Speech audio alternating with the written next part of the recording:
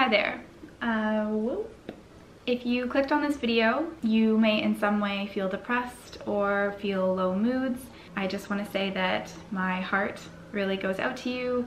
I know what it feels like. I currently know what it feels like, and I just want to let you know that if you take away anything from this video, you are very much not alone in feeling this way. It's kind of terrifying how common this is, but that's a separate video. Either way, if you clicked on this video, I hope you enjoy.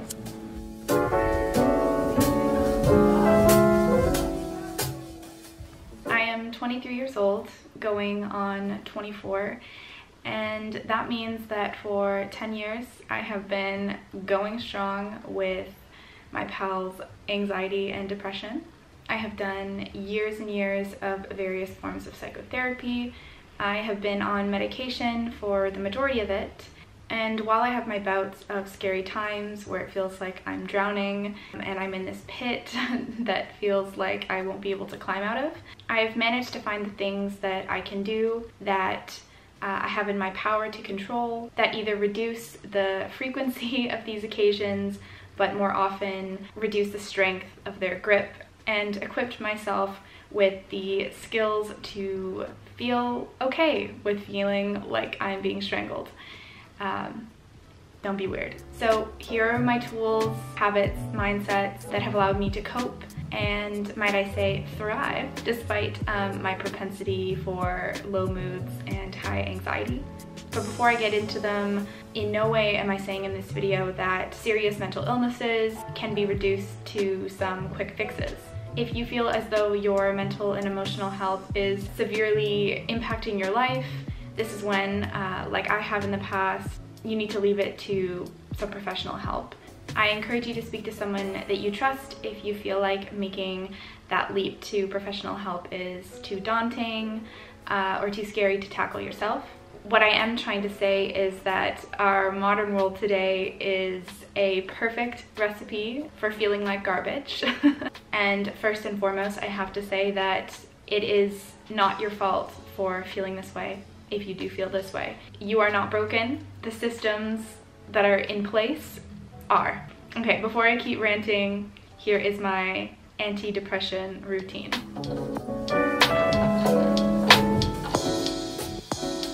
The biggest thing to understand when you are feeling low or you're feeling anxious or something other than normal is that it is not bad. You are not wrong for feeling this way, and most importantly, you must understand that there is nothing wrong with you.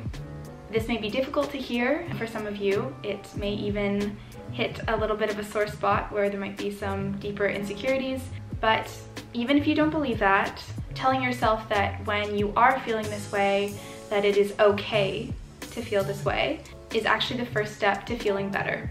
This is because we have something called primary and secondary emotions.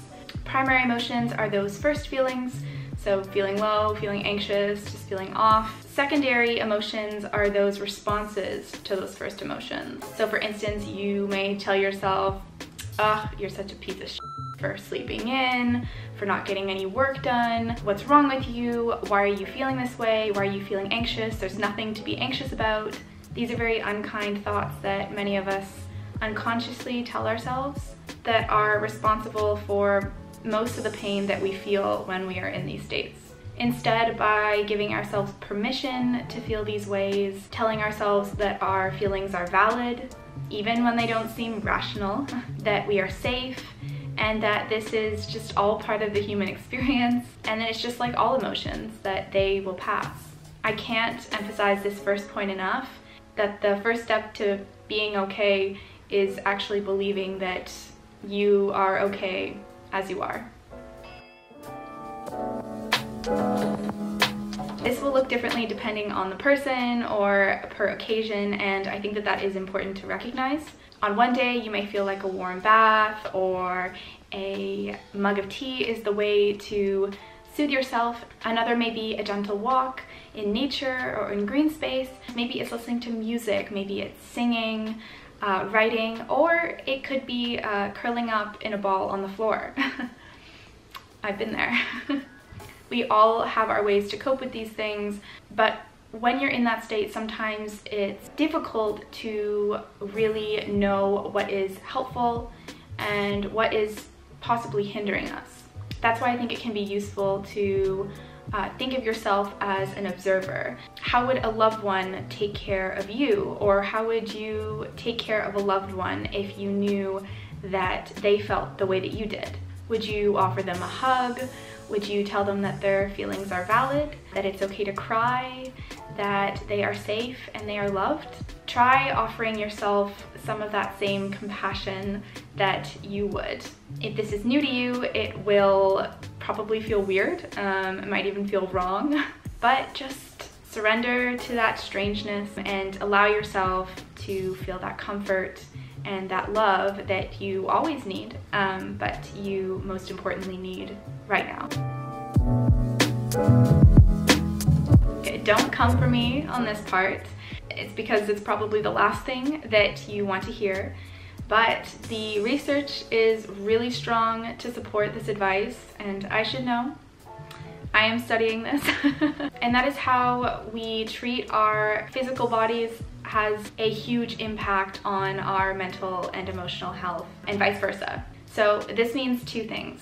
If you are already feeling this way in this moment, ensure that you are taking care of yourself in the ways that you already know make you feel better.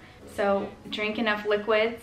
You can get extra pampering with it, and I actually encourage it. All these little things don't seem like they would be helpful or are significant in any ways, but so often it is not what we do necessarily, but how we do it. And similarly, moving your body does your body so much good. Forget the superficial aspects of exercise. I think we should all be forgetting that in general, but regardless, for this instance, think about movement in how it makes your body feel. Getting fresh, oxygenated blood, pumping through your bloodstream, getting your muscles working. It is such a treat for your body. If you need motivation, and I often do, I actually need to get outside today. I haven't gone outside and I need to go for a walk. Putting on a good audiobook, your favorite podcast, listening to music, or even just calling a buddy. This can be a good excuse to kind of go out and be sort of like a passive thing that you're doing. Lastly, we have sleep. Get enough sleep if you can. If you particularly deal with anxiety, yoga nidra or sleep meditations, there's plenty of wonderful apps that offer these for free. It can be especially helpful, especially if you sort of have racing thoughts or a sort of anxious brain and it's been impacting your sleep. The second thing that relates to this is that if you are not currently feeling like this and you feel in a pretty baseline level of normal, I guess, but know that you do suffer from periods like this and know that you are prone, I would encourage you to sort of be aware and be mindful of your current routine and your current lifestyle and see if there are any routines or factors or things that you can tweak, such as the things that I mentioned previously, that may have an impact and may prevent and reduce the frequency and the strength of these feelings and moods, because we do know that it does have an impact. Your physical body does have an impact on your mental health. Hi, you're probably sick of me talking about this, but I really cannot emphasize this enough that exercise and movement is one of the best prevention and management techniques for depression specifically, and this is well documented in the literature. It's sort of widely understood that if you could package exercise into a pill and you gave that pill to people, it would be the most successful drug to ever treat depression. So just some food for thought, y'all. Even just getting outside every day, taking your vitamin D, drinking your water, getting your fruit and veg, it may not seem like it's helping in the moment, it's not a quick fix, but over time, I promise you, it will make a difference, even if it's just a little bit. Lastly, I just wanted to talk about the things that you know for yourself, or you may not be aware of yet, but things that can trigger these feelings, can trigger these moods, make them more frequent, and are things to just be aware of and be wary of that you may want to look into either reducing or just doing so in moderation, or just honestly, awareness is the first step. Just being aware of the fact that you know that these things are having a negative impact on your mood or your well-being. What I'm gonna talk about next are the things that are personal to me, but again, these are gonna look so different depending on the person. At the same time, I think a lot of these can be relatable or generalized to a lot of you. So for me, I see a direct correlation with the amount of screen time that I engage in and how shitty I feel. Instagram, I'm looking at you. So I try to give myself boundaries, and when those don't work, then I have to cut myself off cold turkey. After I've done my workday or whatever, once I'm done, I'm not going on my phone. There's no social media, there's no YouTube, there's no Netflix. I'm gonna find other ways to relax, to rest. And oftentimes, and actually most of the time, they are a lot more restorative than times when I'm just distracting myself and being on my phone for hours and hours or watching TV for hours and hours. I went through a period like at the beginning of the year where I said, okay, for the next month, I'm not watching any more TV and I'm not watching any more YouTube or like anything like that. And I just was like, you're gonna find ways to fill up your time.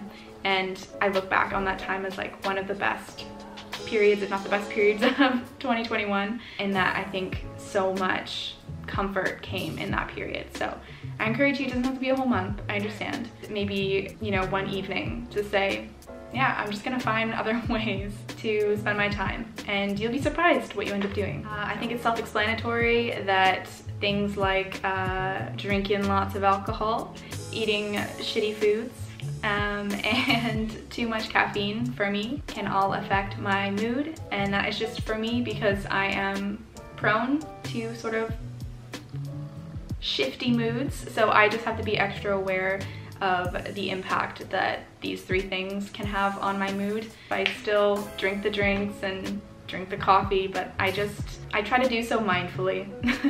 Also, a lack of time in nature. It always amazes me how healing it is to just be in nature.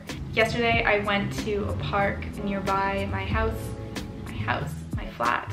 I don't own a house.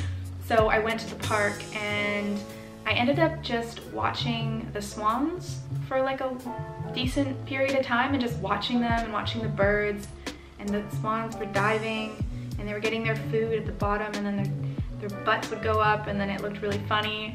And I just got myself absorbed into another world. I just find that nature is one of those things for me that can take me outside of myself, and my attention gets kind of absorbed into the beauty and the wonder of what is beyond my own inner world. Finally, my last trigger is not allowing myself enough rest and downtime. Burnout. You know what I'm talking about. For myself, I realized that if I don't make a conscious effort or schedule in the time to do nothing and simply be, I won't. And then I end up curled up in a ball on the floor, wondering what is wrong with me. If you can, try to balance your rest periods with distraction, like Netflix, there's nothing wrong with that, with actually being present. Remember boredom? Remember being a kid and not having something to constantly distract you? It doesn't sound appealing, but in reality, this is where real peace, creativity, and comfort can be found and cultivated. It may be difficult at first, but stick with it. Sometimes that's all that's really needed. There's so much more that I could go on about this topic, but this is just sort of an overview of the things that I have learned over the years. One last thing to mention is that sometimes reaching out and talking to someone that you know you can trust will be the first step to feeling better, and other times just may need some quiet reflection. Trust yourself to know what you need in this moment or in that moment. And again, just remember that this too shall pass. But first though, you need to acknowledge your feelings. You can't let something go if you don't know what it is. If you have anything that you would like to add to the conversation, please leave a comment down below and try to keep it a safe, encouraging space. Anyway, lots of love. See you next time.